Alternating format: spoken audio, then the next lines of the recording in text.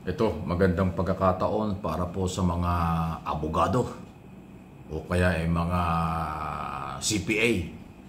Ano nga? O may karanasan sa mga investigasyon kasi nangangailangan pala ng maraming o dagdag manpower ang ombudsman.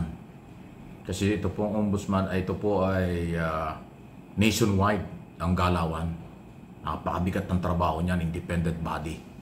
Pero kulang sila ng manpower sa Luzon, Visayas, Mindanao. Hindi lang ho sa headquarters. Kaya sinasabi ni Assistant Ombudsman at spokesperson Miko Clavano, nangangailangan sila, tihilin sila ng dagdag manpower na makakatulong sa mga ongoing investigation. Kasi hindi lang po ngayong panahong ito ang kailangan nila ng mga abogado at iba pa sa investigasyon sa flood control program. Palalakasin po nila at ipapakilala nila sa mamamayang Pilipino at sa lahat ng kinukulan sa gobyerno from local to national, merong ipin, may kakayanan, may kapangyarihan ang ombudsman para panagutin, imbestigahan, kasuhan ang posibleng lumalabag sa graft in corruption o pang-aabuso sa kapangyarihan. Alam nyo kasi ang kapangyarihan ng ombudsman, lahat pwede nila hong kasuhan at imbestigahan. Hindi lang ang presidente. Mula sa Office of the Vice President hanggang sa barangay, lalo na yung governor to barangay, pwede nilang kasuhan. Mga senador, congressman, pwede rin nila ding imbestigahan. Cabinet secretary, lahat to, marami. Hindi lang ang presidente. Sa dami po ng mga nasa gobyerno, kasama na dyan yung mga korporasyon, government-owned and controlled corporation, pwede rin nilang imbestigahan. Ganong katindi ang kailang authority, independent body, pero kulang na kulang sila ng mga tao. Kaya yung mga marami diyang abogado, CPA na gustong maglingkod sa bayan at magtrabaho, mag-apply po kayo. Kailangan nila. Yung ICI nangangailangan din. So dalawa yan. ICI, kapag ito ay nabigyan ng ganap na batas, kasi ngayon gumagalaw lang sa ilalim ng Executive Order number 94, kung bibigyan ito ng isang batas para maging isang agency o lehitimong komisyon o departamento, kailangan din nila ng manpower para mag-imbestiga sa mga graft in corruption sa flood control at infrastructure. Yun po yung focus ng ICI. Infrastructure project. Pero ang ombudsman, lahat. Kaya pati mga local sakop nila, hindi lang mga project, kung hindi yung lahat ng posibleng nangyayaring maling paggamit ng pondo ng local and national government, pati ang mga korporasyon ng pamahalaan, sakop at under investigation yan ng ombudsman pag nakarating sa kanila ang reklamo at minagreklamo. Kaya naman talagang justify ang kailangan nila na magkaroon sila ng tao, Luzon, Visayas, Mindanao na magbabantay.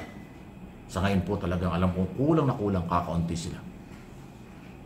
Tawagay, wala namang departamento at opisina sa gobyernong kumpleto ang mga power, lagi may kulang. Dahil padami ang tao, dumadami rin yung abusado, dumadami rin yung nang-aabuso, dumadami rin yung biktima, kaya dadami rin ho ang taong dapat na mag-imbestiga, mag-file ng kaso. So dalawa, ito yung good news para sa pagkakataong ito. Kayo may mga kamag-anak na abogado, CPA, yan o, magandang training yan. Yung ikaw ay maging prosecutor, or ikaw ay magtatrabaho bilang abogado, yung tinatawag na investigation team, mag-i-evaluate ng lahat ng dokumentong may kaugnayan sa mga kaso. Kasi hindi naman kumo na i-file sa ombudsman, kaagad-agad ay kakasuhan sa korte. Hindi po. Dahil ang ombudsman mayroong sariling power. Pwede niyang i-dismiss yung kaso, pwede niyang i-dismiss ang local official kapag merong probable cause. Sa ombudsman pa lang yun. Iba pa yung dadalhin sa Sandigang Bayan. Ganun pong katindi ang kailang authority. Hindi katulad ng ICI, hindi sila pwedeng magsuspindi. Ang ombudsman po mayroong power na suspendihin ng 1 taon o 6 na buwan ng kahit na sino. Lalo na po ang mga local executive. Ganun ang kailang authority. So, kaya yung evaluation, desisyon, pwedeng mangyari sa loob ng ombudsman. Pag hindi pa talaga at kailangan dalhin sa korte sa Sandigang Bayan, ayun ang trabaho. So, dapat palakasin. Sana makita ng Pangulo at madagdagan ito ng manpower or trabaho. sa dami na dapat na gawin. Kailangan kasi tuloy-tuloy yan. Hindi po dahil sa inexpose or nilalabanan ng Marcos administration at ng taong bayan ng korupsyon, ngayon lang panahon ito. Hindi. Dapat tuloy-tuloy na ito. Kung kinonsinti ng mga corrupt government official at walang ginawa ang Pangulo at dating mga Pangulo doon sa nakaraang korupsyon, hindi na dapat maulit yan. Dapat ang susunod na Pangulo kay Pangulong Marcos sa 2028, ito'y ituloy. Palakasin ang anti-corruption campaign. Palakasin ang Ombudsman, palakasin ang ICI, palakasin ang DOJ. At para hindi na po maulit ang pagkawala, paglustay ng bilyon-bilyong pera or trilyon na pag-aari ng mamamayang Pilipino. Kasi pag ito po ay isipin nyo ngayon lang, tapos ang susunod na presidente ay maglulustay, uubusin ng pera, tapos tatakutin yung mga tao para hindi magreklamo, abay kawawa ang mamamayang Pilipino. Hindi na dapat maulit yun. Ang pananakot, pagkarahasan sa mamamayan, pagiging siga-sigang presidente, siga-sigang leadership, hindi na pwede. Kailangan professional, katulad ni Pangulong Marcos. Batas ang pinapairal, hindi na may personal. Pag may problema kayo, korte, batas ang inyong kalaban, hindi ang Pangulo. Hindi katulad ng nakaraan. Ang kalaban yung Pangulo. Dahil palamura, mahilig magbanta, parang walang pakialam sa batas, parang ababdalo. Kaya ayun, ngayon,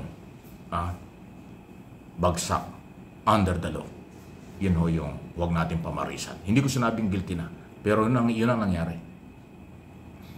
Diba? So, sana sa susunod, magising na tayong lahat, lalo na sa 2028 presidential, vice presidential, at national election. Ilagay natin yung talagang totoo, hindi pang sarili. Totoong senador, totoong vice president, totoong presidente magpapatuloy ng sinimulan ni Pangulong Marcos na labanan ng korupsyon. Kahit sino, kamag-anak, kapatid, kaibigan, anumang relasyon, kapartido. Sorry, may problema ka, managot ka sa ating mga batas at mamamayang Pilipino. Ang gandang ibalita kasi yung gano'n eh.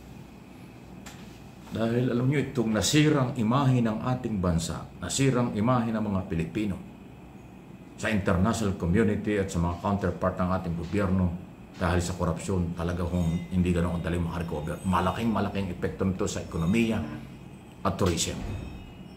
Pero tayo ay tahimik. Ang nanggugulo lang sa atin yung anti-Marcos. Ang gobyerno matahimik ngayon. Kaya lang ang tingin ng iba parang magulo kasi ginugulo, sinisiraan, pinipersonal, nilalait ng mga anti-Marcos.